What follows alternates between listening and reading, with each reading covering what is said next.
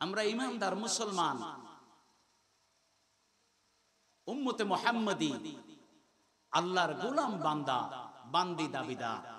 কথা কোন ঠিক কিনা? আমাদের পরিচয় ইমানদার, আমরা মুসলমান, আমরা মুমিন, আমরা উম্মতে মুহাম্মাদি। আমরা আমাদের কবরবাসীকে ভুলে থাকতে পারি? যারা নেমক হারাম তারা নুন খাইয়া গুন গায় না। আছে না নাই? সমাজে আছে না নাই? এই দুনিয়ার মানুষের ক্ষেত্রে বিষয়টা কেবল বিবেচনা করলে চলবে না যে আমি জনাব আব্দুল সত্তার চাচার নুন খাইছি গুন গাই নাই। শুধু এটা নয়, যে নবীজির উসিলায়, যে মা বাবার উসিলায়, আমার মা বাবা মুসলমান থাকার কারণে আমি সহজে দ্বীন ইসলাম পেয়েছি, আমার মুসলমানিত্ব, আমার ঈমানদারি, এর পেছনে আমার মা বাবা কত অবদান রেখেছেন একটু চিন্তা না করলে, গভীরভাবে চিন্তা না করলে, একটু নয় গভীরভাবে চিন্তা না করলে বিষয়টি পরিষ্কার হবে না, বুঝতে পারবো না। তারা আমাদের জন্য, আমার ঈমানদার হওয়ার পেছনে, আমার মুসলমান হওয়ার পেছনে তাদের অবদান কতটুকু চিন্তা না করলে এটা বোঝা যাবে। অর্থাৎ আমাদের জন্য কত বড় নেয়ামত ছিলেন আল্লাহর পক্ষ থেকে দেয়া, আমাদের জন্য বড় এক নেয়ামত মা বাবা। আলহামদুলিল্লাহ বলেন। আমাদের পূর্বপুরুষ যারা ঈমানদার মুমিন মুসলমান ছিলেন, এই জন্যই তো আল্লাহ পাক কুরআনুল কারীমের মধ্যে আমাদের খাসলতের বয়ানটা করছেন। সুবহানাল্লাহ বলেন। আমাদের খাসলত কি হবে, আমাদের বৈশিষ্ট্য কি হবে? আল্লাহ পাক রব্বুল আলামিন ঘোষণা করেন, ربنا اغفر لنا ولإخواننا الذين سبقونا بالإيمان ولا تجعل في قلوبنا غلا للذين آمنوا ربنا إنك رؤوف رحيم। سبحان الله। রব্বুল আলামিন বলেন, যারা জমিনের মধ্যে জিন্দা মুমিন মুসলমান রয়েছে, আমরা জমিনের জিন্দা মুমিন না মুর্দা মুমিন? আমার কথা বুঝেন তো? আমাদের পূর্বপুরুষদের জন্য আমাদের কি করণীয়, তাদের জন্য আমরা কি করতে পারি, আমাদের খাসলত কি হবে, আমাদের খাসলতের বয়ান করছেন কে? খাসলতের কথা কে বলেছেন? আল্লাহ। রব্বুল আলামিন বলেন, দুনিয়ার জমিনে যারা জিন্দা মুমিন মুসলমান, এই জিন্দা মুমিন মুসলমানদের বৈশিষ্ট্য হলো ইয়াকুলুনা রব্বানা ইগফির লানা। এই জিন্দা মুমিন মুসলমান যারা, তারা বলবে, ওগো বিশ্ব জাহানের প্রতিপালক, আপনি আমাদেরকে ক্ষমা করে দেন। এটা জিন্দা মুমিন মুসলমানরা বলবে। আমরা বলি কি বলি না? কথাক্ষণ বলি কি বলি না? হর হামেশা আমরা এই কথা বলি, রব্বুল আলামিন অন্যায় করেছি, অপরাধ করেছি, তুমি তোমার দয়া গুণে মায়া গুণে আমাদেরকে ক্ষমা করে দাও। আল্লাহর দরবারে আমরা এই বলে ক্ষমা চাই। আল্লাহ পাক বলেন, এটা আমার গোলাম বান্দা বান্দির খাসলত। সুবহানাল্লাহ বলেন। এটা ঈমানদার মুমিন মুসলমানদের খাসলত। তারা বলবে, তারা ক্ষমা চাইবে, শুধু নিজের জন্য ক্ষমা চাইবে তা নয়, রব্বুল আলামিন ঘোষণার মাধ্যমে জানিয়ে দিয়েছেন, ওয়ালি ইখওয়ানিনাল্লাযীনা সাবাকুনা বিল ঈমান। এই দুনিয়ার জিন্দা মুমিন মুসলমানেরা যেমনই ভাবে তাদের জন্য আল্লাহর দরবারে ক্ষমা ভিক্ষা চায়, তারা তাদের পূর্বপুরুষ কবরবাসী মুমিন মুসলমানদের জন্য, ভাইদের জন্য আল্লাহর কাছে ক্ষমা ভিক্ষা চাইবে। সুবহানাল্লাহ।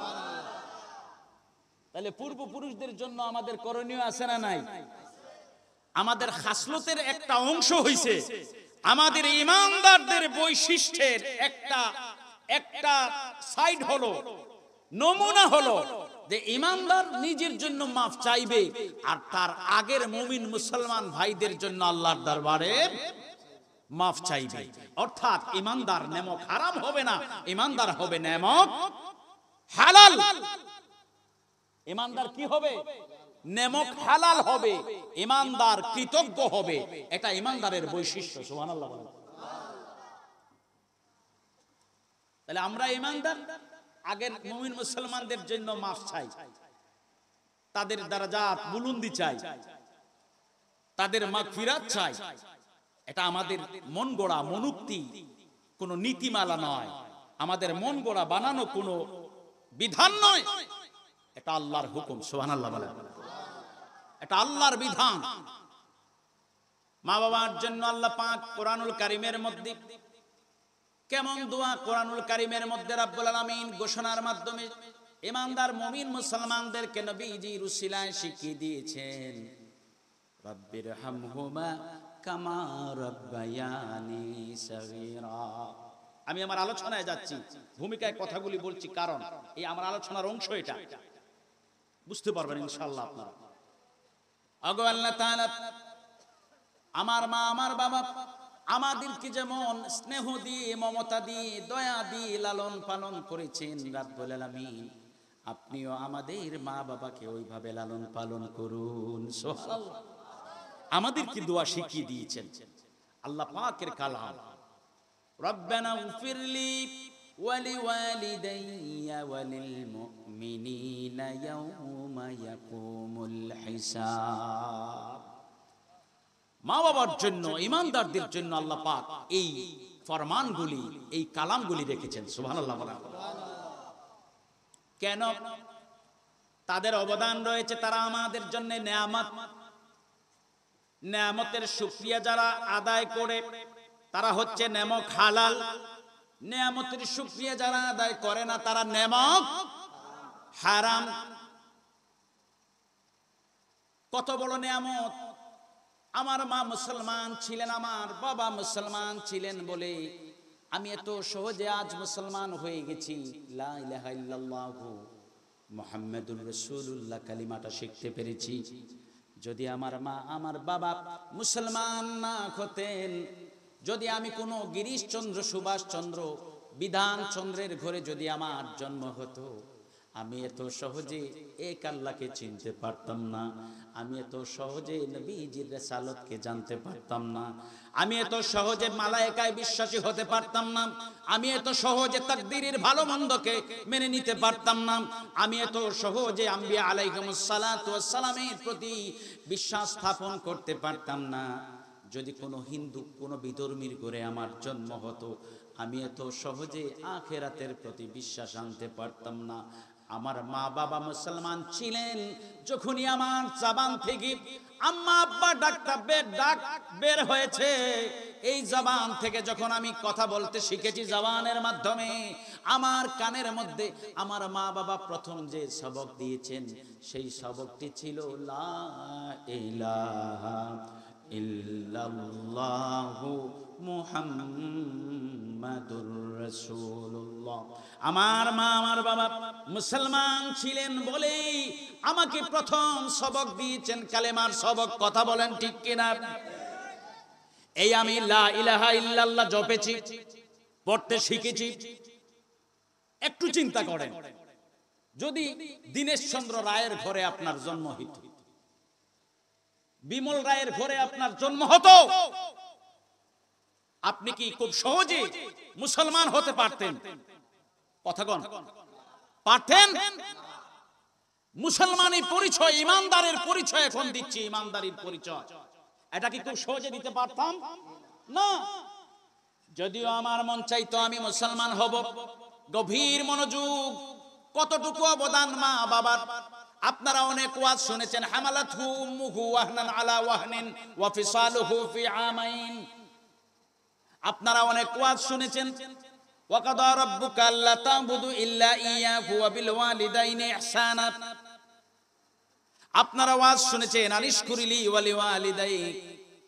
প্রত্যেকটি আয়াতে মা বাবার অবদানের কথা আল্লাহ পাক বয়ান করেছেন, মা বাবার সম্মানের কথা বয়ান করেছেন, সন্তানরা মা বাবার সাথে কেমন আচরণ করবে আল্লাহ পাক বয়ান করেছেন। এরপরেও আমার মুসলমান হওয়ার পেছনে, ইমানদার হওয়ার পেছনে মা বাবার অবদান কতটুকু, এটা জানার দরকার আছে না নাই? যদি কোনো বিধর্মীর করে জন্ম নিতাম, আমি লেখাপড়া করি, বুঝতে পেরেছি এই জমিনের মধ্যে সর্বশ্রেষ্ঠ ধর্ম ইসলাম। একটু চিন্তা করেন বিষয়টা। আমার জন্ম কোনো বিধর্মীর ঘরে, আর আমি লেখাপড়া করে জানতে পেরেছি পৃথিবীর শ্রেষ্ঠ ধর্মের নাম ইসলাম। আমি লেখাপড়া করে জানতে পেরেছি পৃথিবীর শ্রেষ্ঠ গ্রন্থের নাম হচ্ছে কোরআনুল কারীম। আমি জানতে পেরেছি এই পৃথিবীর শ্রেষ্ঠ শরীয়ত হচ্ছে শরীয়তে মুহাম্মাদী। আমি জানতে পেরেছি জান্নাতের পথ হচ্ছে দ্বীন ইসলাম, সিরাতুল মুস্তাকিম। জানার পরে আমি সিদ্ধান্ত নিলাম মুসলমান হব, ওই পথে যাব আমি। যখনই মায়ের কাছে গিয়ে বলতাম, মা, আমার মা কিন্তু বিধর্মী, আমার বাবা কিন্তু বিধর্মী, আমার বাবাকে গিয়ে বলতাম, বাবা, লেখাপড়া করে যতটুকু জানতে পেরেছি এই সৃষ্টির মধ্যে, সৃষ্টি জগতের মধ্যে শ্রেষ্ঠ ধর্মের নাম, মুক্তির ধর্মের নাম হচ্ছে ইসলাম। কল্যাণের ধর্ম ইসলাম, মানবতার ধর্ম ইসলাম, সাম্যের ধর্ম ইসলাম, ঐক্যের ধর্ম ইসলাম, ভ্রাতৃত্বের ধর্ম হচ্ছে ইসলাম। আগো বাবা, আমি চাই ওই ইসলাম ধর্মে দীক্ষিত হব, আমি চাই মুসলমান হয়ে যাব। তখন আমার বাবা আমাকে বলতো, বাবারে, এই কাজ কখনো করিস না, আমাদের ধর্ম পৃথিবীর সবচেয়ে প্রাচীন ধর্ম। সে তার কথা বলতো, কথা কোন ঠিক কিনা? বাবা বলতো, আমার ধর্ম সনাতন, এটা প্রাচীন। কত যুক্তি তাদের তাদের কিতাবের মধ্যে আছে না নাই? তাদের বইয়ের মধ্যে আছে না নাই? বেদের মধ্যে আছে না নাই? গীতার মধ্যে আছে না নাই? এগুলির মধ্যে আছে, এটা পুরাণ। তারা বলতো আমাদের ধর্ম আরো আগের, এই ধর্মেই মুক্তি, এই ধর্মেই সাম্য, এই ধর্মেই একতা। আমি আমার মায়ের কাছে গিয়ে বলতাম, মা, একমাত্র জান্নাতের লায়ক হওয়ার জন্য যে ধর্মকে অবশ্যই গ্রহণ করতে হবে সেই ধর্মের নাম ইসলাম। আমি ইসলাম ধর্ম গ্রহণ করব। মা আমাকে বারণ করতেন, যদি তাদের কথা না শুনি তাদের সম্প্রদায়ের মুরব্বীদেরকে বলতেন, আমার সন্তান কি যেন বলে, আপনারা একটু বোঝান, কথা বলেন ঠিক কিনা? সমাজের মুরব্বীরা বলতো ওই সমাজের, বাবারে তুমি এটা কইরো না, তোমার মা বাবার মুখে চুন কালি দিও না, জাতের মধ্যে চুন কালি দিও না, জাতের কলঙ্ক তুমি ডেকে এনো না, আমাদের ধর্ম, আমাদের জাতটাই সেরা জাত। এই মায়ের বাধা, বাবার বাধা, সমাজের মুরব্বীদের বাধা, সকলের বাধা যখন আমি উপেক্ষা করতে পারতাম, সবাইকে আমি বাদ দিয়ে এককভাবে যখন সিদ্ধান্ত নিতাম না মুসলমান হয়ে যাব, তখন আমি হয়তো মুসলমান হতে পারতাম। কথা বলেন ঠিক কিনা? সকলকে বাদ দিয়ে যখন এককভাবে একদম নিজে নিজে সিদ্ধান্ত নিতে পারতাম না আমি মুসলমান হব, তখন হতাম আমি কি? কথা বল না। তখন হতাম আমি মুসলমান, ঈমানদার, ঈমানের কালিমা শিখতে পারতাম তখন। কিন্তু তা করতে হয় নাই বাবা, তা করতে হয় নাই। সামিনে আজম, কথাগুলি মনোযোগ দিয়ে শুনবেন, কিচ্ছু করতে হয় নাই। আমার বাবা ছিলেন মুসলমান, এক আল্লাহকে মাননেওয়ালা। আমার বাবা ছিলেন সেই মানুষ নবীজির রিসালাতকে মাননেওয়ালা। আমার বাবা ছিলেন সেই মানুষ আখিরাতের প্রতি বিশ্বাসী। আমার বাবা ছিলেন সেই মানুষ তাকদীরের ভালো মন্দকে মাননেওয়ালা। আমার বাবা ছিলেন সেই মানুষ মালায়েকায় বিশ্বাসী, সকল ফেরেশতাদের প্রতি বিশ্বাস স্থাপন করেছেন। আমার বাবা ছিলেন সেই মানুষ সকল নবী রাসূলদেরকে যিনি বিশ্বাস করেছেন, সকলের উপরে ঈমান আনেছেন। আমার বাবা সেই মুসলমান থাকার কারণে এই বাবার ঔরসজাত সন্তান হওয়ায় আমি হয়ে গেছি এখন। আওয়াজ করে বলেন এখন। এই বাবার অবদান আছে না নাই? আমার মুসলমান হওয়ার পেছনে এই বাবার অবদান আছে না নাই? এই বাবা আমার জন্য ছোট নেয়ামত ছিলেন না, বড় নেয়ামত ছিলেন। বেটা কি করো না করো বুঝো না, কিছু শিখে নিলে এমন ভাব আর ফাপড় দেই, ফাপড়ে বোঝা যায়। কিছু শিখে নিলে বোঝা যায় যেন কিচ্ছু নাই, কারো কাছ থেকে শিখি নাই, নিজে নিজেই 100। নাউজুবিল্লাহ। আমরা কি নিজে নিজে 100? আমি বলি ভাই, আমরা নিজে নিজে 100 তো নই, 99 নয়, 10ও নয়, 2ও নয়, আমরা নিজে নিজে 1ও নয়, 1ও নয়। কেননা আমার দিন, আমার ইসলাম, আমার মুসলমানি, আমার ইমানদারি যেহেতু কারো না কারো উসিলায় এসেছে, কথা কন, কারো না কারো জরিয়ায় হয়েছে, কারো না কারো মাধ্যমে হয়েছে, তাহলে আমি মাধ্যম ছাড়া যেহেতু মুসলমানি পাই নাই, উসিলা ছাড়া যেহেতু আমার ইমানদারি নাই, তাইলে আমি নিজে নিজে একও না, 100 তো হওয়া দূরের কথা, নিজে নিজে মাত্র একও হইতে পারি নাই। নেমক হারামরা তাদের ফাফড় আর ভাব আর কথায় যখন ডেফুট দেয় তখন বোঝা যায় না তারা মাশাআল্লাহ নিজে নিজেই 100। নাউজুবিল্লাহ। আমরা ওই রকম না, আমরা নেমক হালাল, শুকুর গুজার জাতি। আলহামদুলিল্লাহ বলেন। আমার মায়ের অবদান, আমার মা আমার কানে কালিমার সবক প্রথম দিয়েছেন। আমার জন্মের পরেই মা বাবা মুসলমান হওয়ার কারণে ডান কানে আজান আল্লাহু আকবার, সবচেয়ে বড় আল্লাহ, মহান রব, এই কথাটার আহ্বান আমার কানে দিয়েছেন আমার মা বাবা। কথা বলেন ঠিক কিনা? আল্লাহ পাক রব্বুল আলামিন কোরআনুল কারীমের মধ্যে ঘোষণা করছেন, ওয়া আম্মা বিনিয়ামাতি রাব্বিকা ফাহাদ্দিস। ওগো আমার হাবিব, আপনার রবের পক্ষ থেকে আপনাকে যে নেয়ামতগুলি দেওয়া হয়েছে ওই নেয়ামতগুলির আলোচনা আপনি করেন। আমি যখন নবীজির আলোচনা করব তখন এটা কেবল নবীজির আলোচনা নয়, আল্লাহর দেওয়া নেয়ামতের আলোচনা। সুবহানাল্লাহ। কার আলোচনা? আল্লাহর দেওয়া নেয়ামতের আলোচনা। আমি যখন আমার মা বাবার আলোচনা করব এটা আল্লাহর দেওয়া নেয়ামতের আলোচনা। আমি যখন বৃক্ষরাজির আলোচনা করব এটা আল্লাহর দেওয়া নেয়ামতের আলোচনা। আমি যখন চাঁদ সূর্যের কথা বলবো, এই চাঁদ সূর্যের কথা বলছি শুধু, এটা চাঁদ সূর্য নয়, এটা আল্লাহর পক্ষ থেকে দেওয়া ঈমানদার মুমিন মুসলমান এবং সকল আল্লাহর বান্দা বান্দীদের জন্য এক মহান নেয়ামত। সুবহানাল্লাহ। সকল বান্দা বান্দীর জন্য এক একটি নেয়ামত আল্লাহ পাক নেয়ামত দিয়েছেন। নবীজিকে বলেন, হাবিব আপনি নেয়ামতের আলোচনা করুন। তাহলে নেয়ামতের আলোচনা করা সুন্নত না নফল? ওয়াজিব। সকলে বলেন, নেয়ামতের আলোচনা করা ওয়াজিব। ফাহাদ্দিস, ফাহাদ্দিস এটা অর্ডার। আল্লাহু আকবার বলেন। আল্লাহর হুকুমের কাজ যেগুলি আছে এগুলি পালন করা, বাস্তবায়ন করা ঈমানদার মুমিন মুসলমানদের জন্য আবশ্যক, অবশ্যই করতে হবে। যেমন আল্লাহ পাক রব্বুল আলামিন বলেছেন, আকিমুস সালাত, নামাজ প্রতিষ্ঠা করো। ঈমানদার মুমিন মুসলমানদের জন্য 5 ওয়াক্ত নামাজ যথাসময়ে আদায় করা ফরজ, এটা আবশ্যক কাজ। আল্লাহ পাক রব্বুল আলামিন হুকুম করেছেন, ইরকাউ, রুকু করো। নামাজের মধ্যে রুকু করা ফরজ। উসজুদু, সিজদা করো, সিজদা করা ফরজ। আল্লাহ পাক রব্বুল আলামিন বলেছেন, জাহিদু ফি সাবিলিল্লাহ, আল্লাহর রাস্তায় জিহাদ করো, এই জিহাদ করা ফরজ। হুকুম করেছেন ইত্তাকুল্লাহ, আল্লাহকে ভয় করো। আল্লাহর হুকুমের কাজগুলি করা ফরজ, অন্যায় অবিচারের কাজ ছেড়ে দেওয়া ফরজ।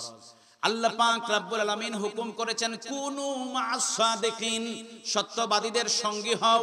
সত্যবাদীদের সঙ্গী হওয়া ওয়াজিব, আবশ্যক কাজ। নেয়ামতের আলোচনা করা ওয়াজিব, করতেই হবে। আল্লাহ পাক রব্বুল আলামিন কত নেয়ামত আমাদেরকে দিয়েছেন, কেমন নেয়ামত দিয়েছেন, সংখ্যায় কত হবে? 1 লাখ। কথা বলেন, 1 লাখ, 1.5 লাখ নেয়ামত, 2 লাখ, 1 কোটি। তাহলে কিছু কম কিছু বেশি, কত? আল্লাহ পাক ফয়সালা দিচ্ছেন। শুনেন, আল্লাহ পাক রব্বুল ইজ্জা ওয়া জাল্লা জালালুহু ফয়সালা দিচ্ছেন। ক্বালা আল্লাহু তাআলা, ওয়া ইন তা'উদ্দু নি'মাতাল্লাহি লা তুহসুহা। আল্লাহ পাক রব্বুল আলামিন বলেন, আরে আমার গোলাম বান্দা বান্দিরা, এত নেয়ামত তোমাদেরকে আমি দিয়েছি, তোমরা যদি আমার নেয়ামতগুলি গণনা করতে চাও শুরু করতে পারবে, গণনা করতেই থাকবে, তোমাদের জীবন শেষ হয়ে যাবে। আমি মাওলা তোমাদের জন্য এত নেয়ামত দিয়েছি, আমার নেয়ামতের গণনা তোমরা শেষ করতে পারবে না। তাহলে সংখ্যায় এটা গণনা শেষ করা যাবে? কথা বলেন, গণনা করে শেষ করা যাবে? গণনা যাবে না। অসংখ্য গণিত নিয়ামত দিয়েছেন কে? নিয়ামত পেয়েছি, এখন কি করব? কথা বলেন, কি করব? আল্লাহ পাক রব্বুল আলামিন নিয়ামত দিয়েছেন, নিয়ামত দিয়ে আমাদেরকে বলেছেন ওয়াশকুরু লিল্লাহ, ওয়াশকুরু লিল্লাহ, শুকরিয়া আদায় করো আল্লাহ তাআলা।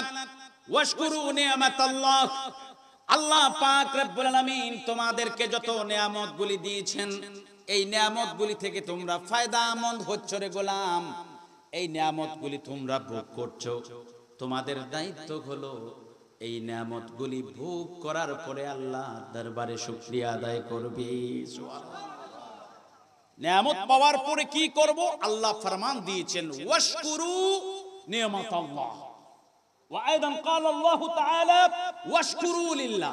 আমরা যদি বলি রব্বুল আলামিন আপনি দয়া করে আমাদেরকে নিয়ামত দিলেন, এই নিয়ামতগুলি থেকে আমরা উপকৃত হই, আমরা যদি শুকরিয়া আদায় না করি তাইলে কি হবে?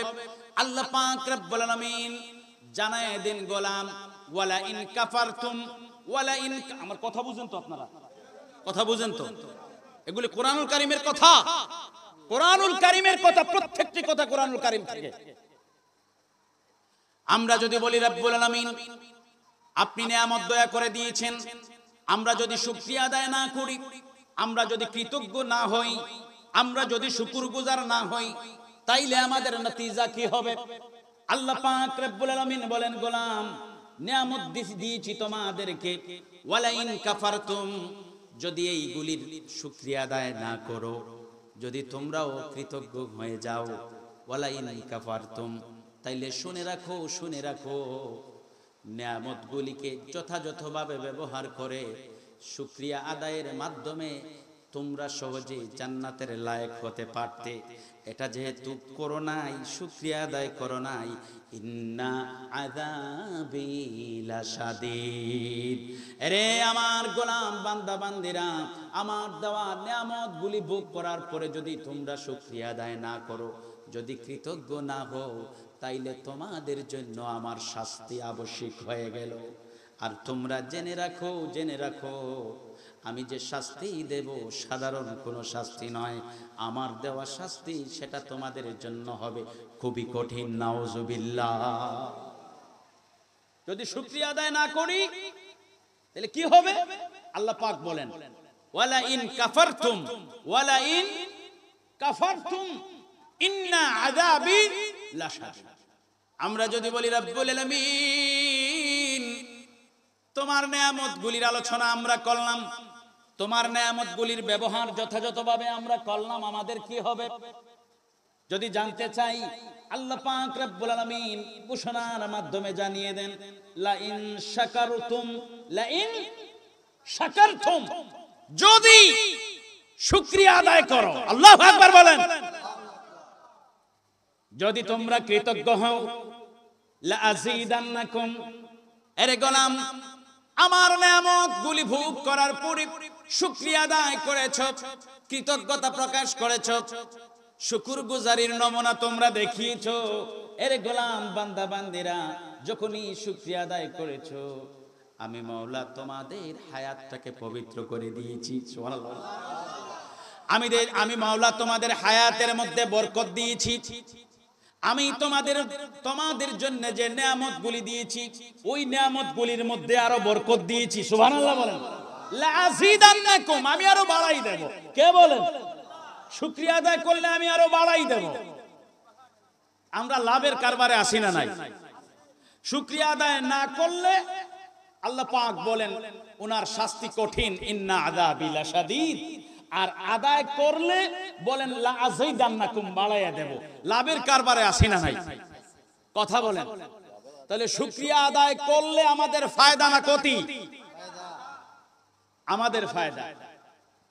আমরা যদি বলি রব্বুল আলামিন, শুনেন কোরআনুল কারীমের মধ্যে নেমক হারামদেরকে আল্লাহ পাক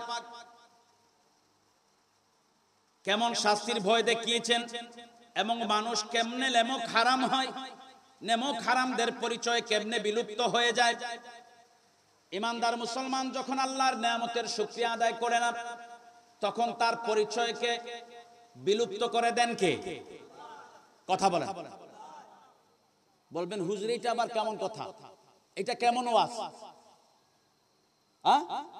যে আমি নেয়ামতের শুকরিয়া আদায় করলাম না, আমার পরিচয়টা চলে গেল, আমার মুসলমানি পরিচয়, আমার ইমানদারি পরিচয়, আমি ইমানদার, আমি মুসলমান, আমার পরিচয়টা এই শুকরিয়া আদায়ের সাথে কি সম্পর্ক? হ্যাঁ, নেয়ামতের শুকরিয়া আদায়ের সাথে সুদৃঢ় সম্পর্ক। কেমন? আল্লাহ পাক রব্বুল আলামিন বলেন, কুলু মিন তাইয়্যিবাতি মা রাযাকনাকুম, কুলু মিন তাইয়্যিবাতি মা রাযাকনাকুম। এরে আমার গোলাম বান্দা বান্দিরা, আমার দেওয়া নেয়ামত তোমাদের জন্য যে হালাল এবং পবিত্র রিজিকগুলি দিয়েছি, তোমরা ওই রিজিকগুলিকে নেয়ামত হিসাবে ভেবে নিও, ধরে নিও। এই রিজিকগুলি তোমরা খাও। কে বলেন? পবিত্র রিজিকগুলি তোমরা খাও। আল্লাহ পাক বলেছেন, কুলু মিন তাইয়্যিবাতি মা রাযাকনাকুম ওয়াশকুরু লিল্লাহ। খাওয়ার পরে তোমাদের দায়িত্ব হলো আমার শুকরিয়া আদায় করবে। আমরা যদি বলি রব্বুল আলামিন, যদি শুকরিয়া আদায় না করি তাইলে কি হবে? আল্লাহ পাক রব্বুল আলামিন বলেন, ইন কুনতুম ইয়াহু তা'বুদু। সুবহানাল্লাহ। ও আমার গোলাম, তুমি তোমার পরিচয় দিচ্ছ তুমি আল্লাহর বান্দা, তুমি তোমার পরিচয় দিচ্ছ তুমি নবীর উম্মত, তুমি তোমার পরিচয় দিচ্ছ তুমি মুসলমান। আমরা দেই কি দেই না? আল্লাহ পাক বলেন, তুমি যেহেতু তোমার পরিচয় দাও তুমি একজন মুসলমান, তুমি এক আল্লাহর বান্দা, তুমি এক নবীর উম্মত, তুমি পরিচয় দাও তুমি ঈমানদার, তুমি পরিচয় দিচ্ছ তুমি দ্বীনদার, তুমি যে পরিচয়গুলি দিচ্ছ যদি সত্যিকার অর্থে তোমার জবানের কথা ঠিক থাকে, তোমার পরিচয়টা দেওয়া ঠিক থাকে, তাইলে অবশ্যই আল্লাহর দেওয়া নেয়ামতগুলি পাওয়ার পরে শুকরিয়া আদায় করবে। আর যদি পরিচয় দিয়ে নেয়ামতগুলি পাওয়ার পরে শুকরিয়া আদায় না করো, আল্লাহ পাক রব্বুল আলামিন বলেন, তোমার মুসলমানি কোনো পরিচয় থাকতে পারে না। কথা বুঝতে পেরেছেন? যে তুমি তো পরিচয় দিচ্ছ তুমি মুসলমান, ইন কুনতুম ইয়াহু তা'বুদুন, তুমি পরিচয় দিচ্ছ তুমি মুসলমান, তোমার জবানের কথা পরিচয় দেওয়া যদি সঠিক হয়ে থাকে তাইলে তুমি নিয়ামতের শুকরিয়া ওয়াশকুরু লিল্লাহ, নিয়ামতের শুকরিয়া আদায় করো। শুকরিয়া আদায় যদি না করো তাইলে তোমার এই মুসলমানি পরিচয় দেওয়ার মধ্যে কোনো সার্থকতা। আমার ভাইরা, আমার বাবারা, আল্লাহর দেওয়া অসংখ্য গণিত নিয়ামতের মধ্যে সর্বশ্রেষ্ঠ নিয়ামত নিয়ামতে উজমা, নিয়ামতে কুবরা। আল্লাহু আকবার বলেন। নিয়ামতের সংখ্যা আসেনি, নির্দিষ্ট কোনো সংখ্যা আসেনি, গণ্যা গণ্যা শেষ করা যাবে তো? কথা কন। এই আলোচনায় চলে আসলাম, এখন আমি মিলাদুন নবীর আলোচনায় চলে আসলাম। নিয়ামতের কোনো সংখ্যা নাই। আল্লাহর দেওয়া ঈমানদার গোলাম বান্দা বান্দি এবং মানব জাতির জন্য সংখ্যাগণিত নিয়ামত রয়েছে। এই সকল নিয়ামতের মধ্যে সবচেয়ে শ্রেষ্ঠ নিয়ামত নিয়ামতে উজমা কুবরা। বড় একটা আছে না নাই? সবকিছুর বড় একটা আছে না নাই? মানুষের মধ্যে দামি মানুষ আছে না নাই? গাছের মধ্যে দামি গাছ আছে না নাই? কথা কন। মাছের মধ্যে দামি মাছ আছে, জমিনের মধ্যে কম বেশ দামি আছে না নাই? আল্লাহর দেওয়া অসংখ্য নিয়ামত গুলির মধ্যে, নিয়ামত রাজির মধ্যে সর্বশ্রেষ্ঠ একটা আছে না নাই? আওয়াজ করেন, আছে না নাই? আল্লাহ পাক রব্বুল আলামিনের দেওয়া অসংখ্য গণিত নিয়ামতের মধ্যে শ্রেষ্ঠতম নিয়ামত সর্বশ্রেষ্ঠ নেয়ামত, নেয়ামতে উজমা, নেয়ামতে কুবরা, সুবহানাল্লাহ বলেন। সবচেয়ে মহান নেয়ামত, সবচেয়ে বড় নেয়ামত রব্বুল আলামিন আমাদেরকে দান করেছেন। এই সবচেয়ে বড় শ্রেষ্ঠতম নেয়ামত যিনি, তিনি হচ্ছেন নবী মুহাম্মদুর রাসূলুল্লাহ সাল্লাল্লাহু আলাইহি ওয়াসাল্লাম। সবচেয়ে বড় নেয়ামত নবী মুহাম্মদুর। কেন তিনি সবচেয়ে বড়, সবচেয়ে মহান? লা মিসলা লাহু, আল্লাহর সৃষ্টির মধ্যে তার কোনো তুলনা, কথা বলেন, তুলনা। লা মিসলা লাহু ফি খালকিল্লাহ,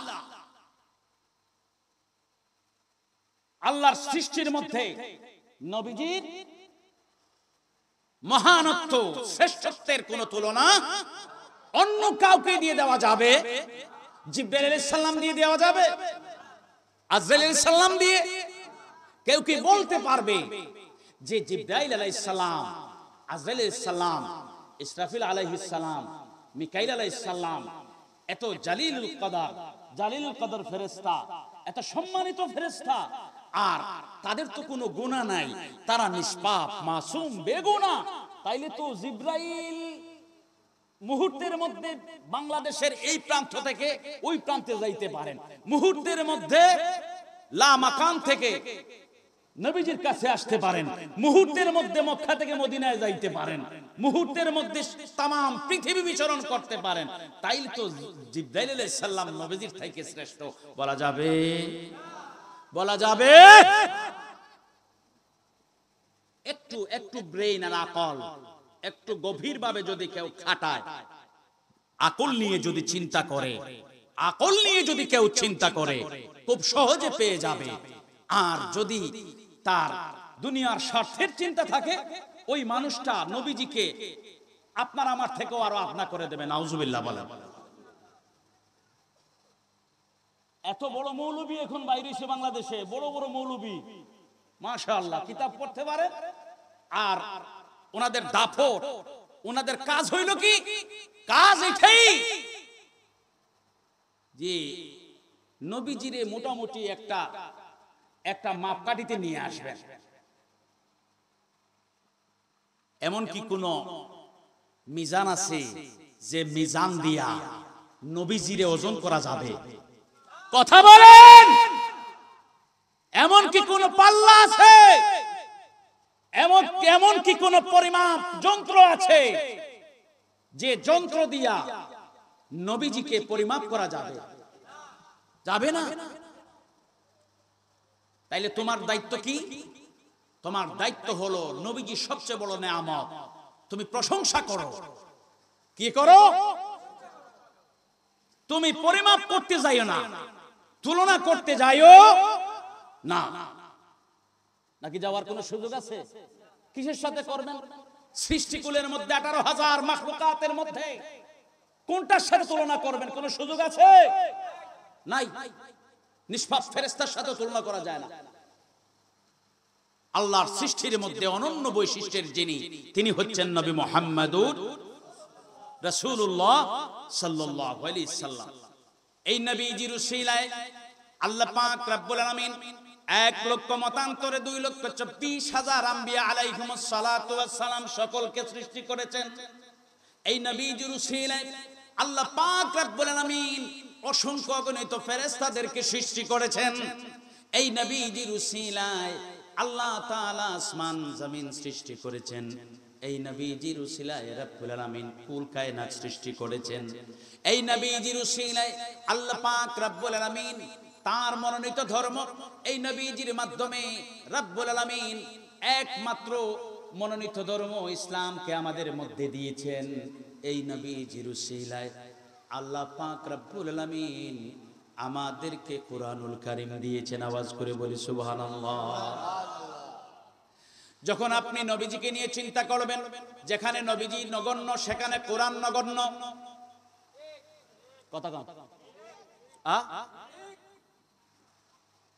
কথা বুঝতে পেরেছেন? যেখানে নবীজি নগণ্য সেখানে কোরআন, যেখানে নবীজি নগণ্য সেখানে দ্বীন ইসলাম অনেকে কথাটা এখনো বুঝতে পারেন নাই, বোঝানোর জন্য কথা বলছি। নবীজি যদি ধরে নেন আমার মতো একজন বলে, নবীজি 10 জনের মতো সাধারণ একজন, বলে কি বলে না? কথাক্ষণ বলে কি বলে না? নবীজি যদি 10 জনের মতো সাধারণ একজন হন, তাইলে নবীজি কোরআন শরীফ নিয়ে এসেছেন। কোরআন শরীফ আল্লাহ আপনার আমার ঘরে আলাদা আলাদা করে দেন নাই। কথা বলেন। কোরআনুল কারীম ঈমানদার মুমিন মুসলমানদের অহংকার। আল্লাহু আকবার বলেন। দুনিয়ার বুকে বড় পণ্ডিতের সামনে আপনি কিচ্ছু জানেন না, শুনেন আজ বলে দিচ্ছি, আপনি কিচ্ছু জানেন না, আপনি এত লেখাপড়াও করেন নাই। দুনিয়ার মধ্যে সবচেয়ে বড় পণ্ডিত যে কারো সামনে, বিধর্মী বড় পণ্ডিতের সামনে কোরআন শরীফ সামনে তুলে ধরে বলবেন যে আমরা এমন এক কিতাবের অনুসারী হয়েছি, তোমরা কি আমাদের কিতাবের একটা লাইনের মতো লাইন কখনো লিপিবদ্ধ করে দেখাতে পারবে? এটা চ্যালেঞ্জ করার মতো কিতাব। আল্লাহু আকবার বলেন। ওয়া ইন কুনতুম ফি রাইবিন মিম্মা নাযালনা আলা আবদিনা ফাতু বিসূরাতিন মিন মিসলি ওয়াদউ শুহাদাকুম ইন কুনতুম সাদিকিন। আল্লাহ পাক রব্বুল আলামিন চ্যালেঞ্জ করে আমাদেরকে সাহস দিয়েছেন। আল্লাহু আকবার বলেন। চ্যালেঞ্জ করেছেন কে? আল্লাহর দেওয়া চ্যালেঞ্জে আজ আমরা বলিয়ান, আজ আমরা শক্তিমান। কথা বলেন ঠিক কিনা? চ্যালেঞ্জ করেছেন আল্লাহ তাআলা। এ মক্কার কাফির কুরাইশরা, তোমরা কি পারবে? তোমরা এই কোরআনুল কারীম নিয়ে সন্দেহ করো, এই কোরআনুল কারীমের একটি সূরার মতো কি সূরা তোমরা নিয়ে আসতে পারবে? কে বলেন? কারে বলেন? কাফেরদেরকে বলছেন, তোমরা কি এই কোরআনের একটি সূরার মতো সূরা নিয়ে আসতে পারবে, বানাইতে পারবে? তোমরা যে এই কোরআনকে বলো এটা মুহাম্মদ নিজে নিজে বানাইয়া কইতেছে, নাউজুবিল্লাহ। এটা মুহাম্মদের বানানো কিতাব না। লাইসা হাযা মিন কালামিল বাশার, হাযা কালামুল্লাহ। হাযা কালামুল্লাহ, এটা আল্লাহর কালাম। আল্লাহ পাক রব্বুল আলামিন কাফের বেঈমানদেরকে কোরআনুল কারীম, এটা কোরআনুল কারীম দিয়ে চ্যালেঞ্জ দিয়েছেন। আর আল্লাহর দেওয়া চ্যালেঞ্জ থেকে ইমানদার মুমিন মুসলমানেরা আজ শক্তিমান হয়েছি। আমরাও এই কোরআন নিয়ে বেদিন বেঈমানের সামনে খুব সহজে চ্যালেঞ্জ ছুড়ে দিতে পারি। কথা বলেন ঠিক কিনা? আমার ভাইরা, আমার বাবারা, এই কোরআনুল কারীম আল্লাহ পাক রব্বুল আলামিন আপনার কাছে দেন নাই, আমার কাছে দেন নাই, বাংলাদেশের সবচেয়ে বড় শাইখুল হাদিসের কাছে দেন নাই, বাংলাদেশের রাইসুল মুফাসসিরিন যিনি, সকল মুফাসসিরদের সর্দার যিনি, ওই মুফাসসিরদের সর্দারের কাছেও এই কোরআন দেন নাই। বাংলাদেশের সবচেয়ে বড় ফকি যিনি মুফতি, ওই মুফতির কাছেও আল্লাহ পাক এই কোরআনুল কারীম দেন নাই। এই বাংলাদেশের বড় বড় আউলিয়া কেরাম রয়েছেন, ওলি আল্লাহ রয়েছেন, কারো কাছে আল্লাহ পাক এই কোরআনুল কারীম দেন নাই। কোরআনুল কারীম দিয়েছেন রব্বুল আলামিন একজনের কাছে। তাবারাকাল্লাযী নাযালাল ফুরকানা আলা আবদিহি আলা রাসূলিহি। আল্লাহ পাক এই কোরআনুল কারীম একজনের কাছে দিয়েছেন যিনি তার রাসূল মুহাম্মাদুর রাসূলুল্লাহ সাল্লাল্লাহু আলাইহি ওয়াসাল্লাম। নবীজির কাছে আল্লাহ পাক কোরআনুল কারীম দিয়েছেন। আমি যখন বলবো কোরআনুল কারীম, আমি যখন বলবো নবীজির তুলনা করব 10 জন সাধারণ মানুষের সাথে, তখন এই নবীজি যে কোরআনুল কারীম নিয়ে এসেছেন এইটাও হয়ে যাবে 10টা কিতাবের মতো সাধারণ। কথা কোন ঠিক কিনা? কথা বলেন ঠিক কিনা? আমি কোরআনুল কারীমকে নগণ্য করি নাই। আমি দেখেন কোরআনুল কারীম নিয়ে আমি বড় গলায় কথা বলতেছি, আবার নবীজিকে নগণ্য করতেছি বা 10 জনের সাথে সাধারণ তুলনা দিচ্ছি, সাধারণ বলে তুলনা দিচ্ছি। আমি যে নবীজিকে এখানে নগণ্য করি নাই, নবীজিকে নগণ্য করার পাশাপাশি সাথে সাথে আমি ওই কোরআনকেও নগণ্য করে নিচ্ছি। বেআক্কেল আমি বুঝি না, নাউজুবিল্লাহ। আমি মৌলবী, আমি মৌলানা, আমি এটা বুঝতেই পারতেছি না। যে আরে আমি তো শুধু নবীজিকে এখানে তুলনা করছি না,